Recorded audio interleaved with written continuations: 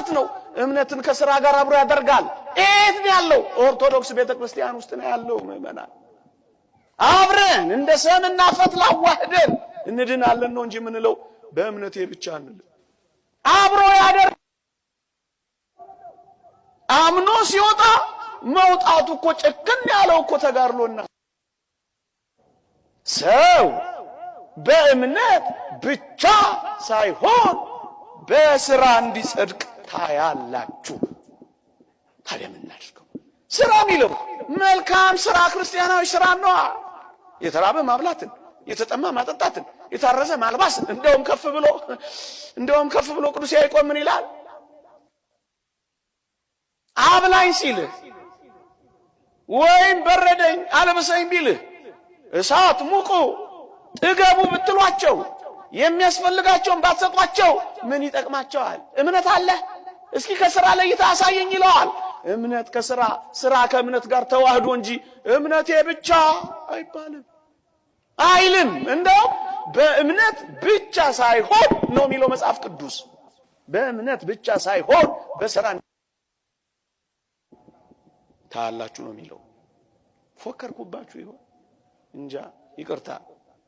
አንድ ሊቅ እንዲህ ይላል፣ ሥራ ለእምነት ሕይወት ይሰጣል።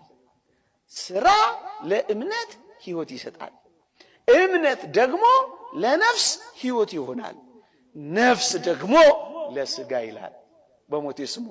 ሥራ ለእምነት ሕይወት ይሰጣል። ሕያው እምነት እዩ። ከሥራ የተለየ እምነት የሞተች ናት ይላል ቅዱስ ጳውሎስ። ማን ነው? ቅዱስ ያዕቆብ። አሁን የጠቀስኩላችሁ ምዕራፍ 2 ገብታችሁ ብታነቡት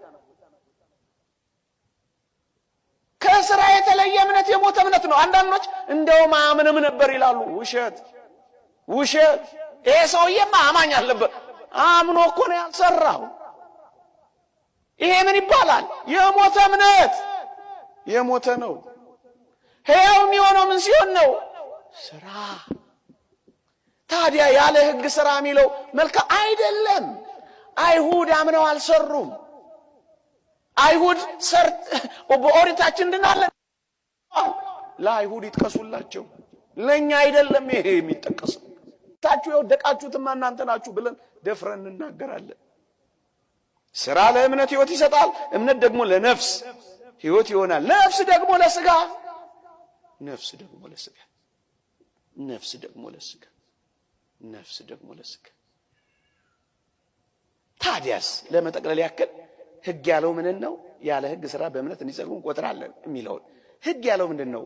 ኦሪትንና በዚያ የነበረውን የመስዋዕቱን ሥራ ግዝረትን ሕግ ይለዋል።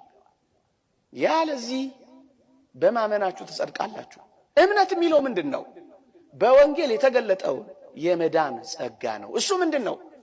ያመኑት ሁሉ ይጠመቁ፣ ይቆርቡ፣ ይጋደሉ እንደነበር ይሄንን ሁሉ እምነት ብሎ ገለጸው።